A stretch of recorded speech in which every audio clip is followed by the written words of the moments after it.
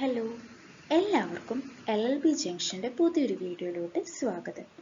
ഇന്ന് നമ്മളിവിടെ ഡിസ്കസ് ചെയ്യാൻ പോകുന്നത് assault and battery under law of torts ആണ്. സോ നമുക്ക് വൈകിക്കാണ്ട് വീഡിയോയിലോട്ട് പോവാം. ആദ്യമായിട്ട് നമ്മളിവിടെ നോക്കാൻ പോകുന്നത് ബാറ്ററിയെ പറ്റിയിട്ടാണ്. Purposefully touching or applying force on other person or things related to the person without his consent with the intention to harm the person is called as battery. ഒരു വ്യക്തിയുടെ സമ്മതമില്ലാണ്ട് അയാളെ ദ്രോഹിക്കുക എന്നുള്ള ഉദ്ദേശത്തോടു കൂടിയിട്ട് ആ പേഴ്സണെയോ അതല്ലെങ്കിൽ ആ പേഴ്സന്റെ ഏതെങ്കിലും ഒരു സാധനത്തിന്റെ മുകളിലോ തൊടുകയോ അതല്ലെങ്കിൽ ഏതെങ്കിലും തരത്തിലുള്ള ഫോഴ്സ് അപ്ലൈ ചെയ്യുന്നതിനാണ് ഈ ബാറ്ററി എന്നുള്ളതുകൊണ്ട് ഉദ്ദേശിക്കുന്നത്. സോ അവിടെ പ്രസന്റ് ആവേണ്ട 3 എലമെന്റ് എന്ന് പറയുന്നത്, ഒന്ന് അവിടെ കൺസെന്റ് ഉണ്ടാവരുത്, 2 ആ പേഴ്സണെ ഉപദ്രവിക്കുക അതല്ലെങ്കിൽ ആ പേഴ്സണെ എന്തെങ്കിലും തരത്തിലുള്ള ശല്യം ചെയ്യുക എന്നുള്ള ഉദ്ദേശത്തോട് കൂടിയിട്ടായിരിക്കണം, അതായത് അവിടെ ഇന്റൻഷൻ വേണം.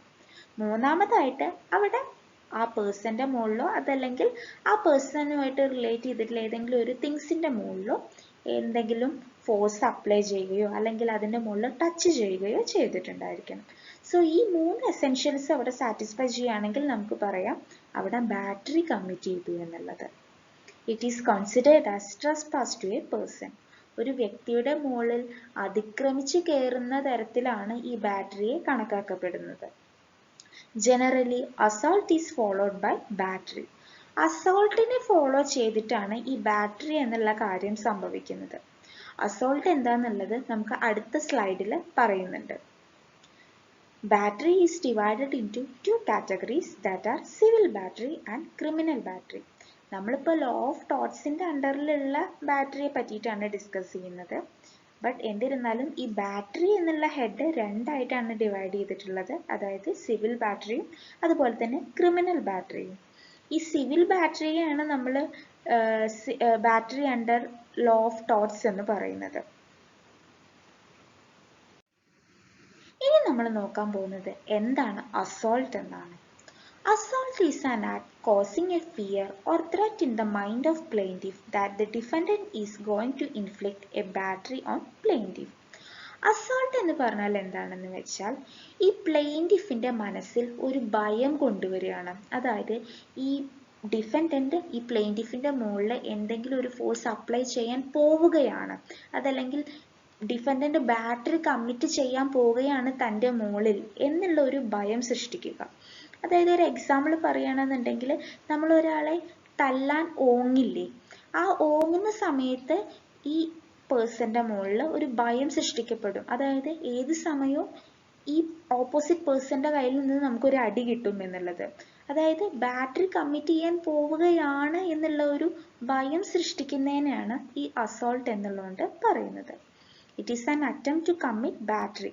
ബാറ്ററി കമ്മിറ്റ് ചെയ്യുന്നതിനുള്ള ഒരു തുടക്കമായിട്ടാണ് ഈ അസോൾട്ട് പറയുന്നത്. അതായത് നമ്മളൊന്ന് ഓങ്ങിയതിന് ശേഷമാണല്ലോ ഒരു അടി കൊടുക്കുക. സോ ആ ഒരു ബാറ്ററി കമ്മിറ്റ് ചെയ്യാനുള്ള ഒരു അറ്റംപ്റ്റ് നടത്തുന്നതിന്റെ ഭാഗമായിട്ടാണ് ഈ അസോൾട്ട് കമ്മിറ്റ് ചെയ്യുന്നത്. ഈ അസോൾട്ടിന്റെ ഈ കാര്യം പറയുന്ന സമയത്ത് ഇവിടെ ഫിസിക്കൽ കോണ്ടാക്റ്റിന്റെ ആവശ്യമേ ഇല്ല.